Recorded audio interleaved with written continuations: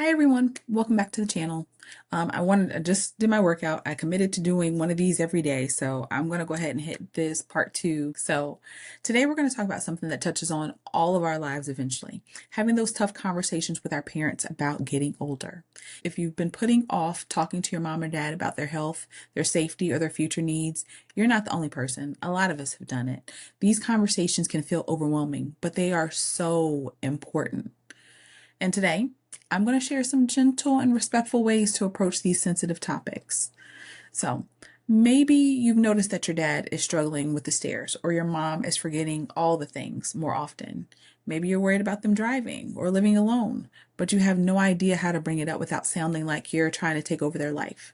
The truth is that timing and approach make all the difference in these conversations. So, let's dive into how to have these conversations with love, respect, and care. So this is part two.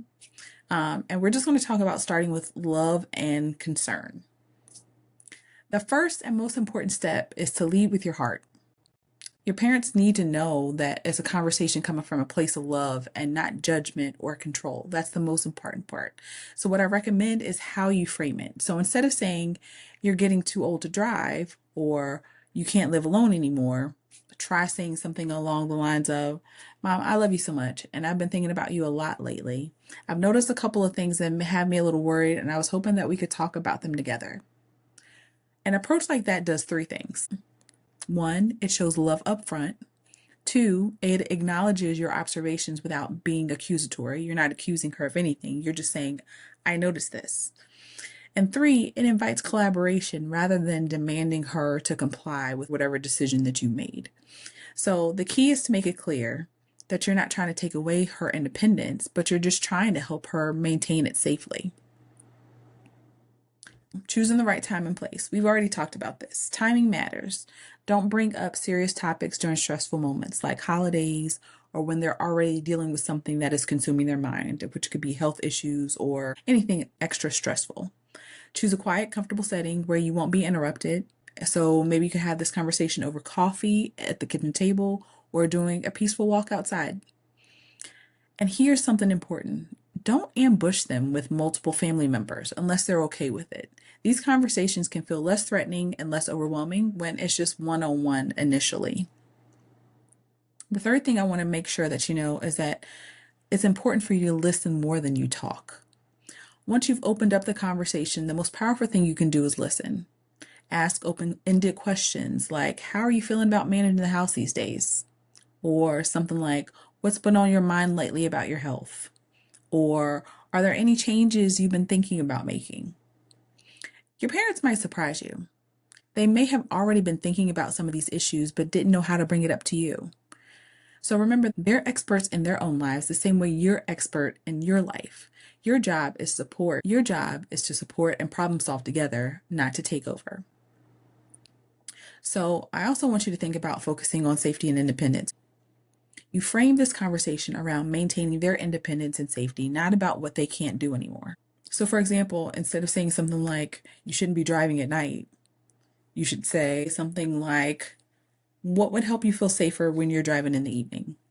Instead of saying the house is too big for you, you should say something like, what would make managing the house easier for you? This approach helps them feel like they're making choices rather than having the choices made for them. So the last point I want to make is to be patient. Now let's be real, these conversations might not go smoothly the first time. Your parents might get defensive, they might shut down, they might even get angry. That's normal and that's totally okay. Allow them to feel what they need to feel because you're going to feel what you need to feel. But if they're not ready to talk, respect that. You can say something like, I understand this is a lot to think about, or I'm here when you're ready to talk more. Sometimes it may take multiple conversations over weeks or months, and that's perfectly fine too. The goal isn't to solve everything in one sitting. So in conclusion, having these conversations aren't easy, but they're one of the most loving things that you can do for your parents. So remember that you're not trying to control their lives. You're trying to help them live their lives safely and with dignity. The key is to approach each of these conversations with just patience and respect and genuine care, the same way you would want somebody to approach you. You start small, you listen, and you focus on working together to find solutions that honor their wishes while addressing your concerns. Your parents have spent decades taking care of you. Now it's your turn to show them that same love and care, and these conversations are kind of where that begins. So, have you had these conversations with your parents? How did they go? Share your experiences in the comments below because it could really help someone. Your story might help someone else who's facing the same situation.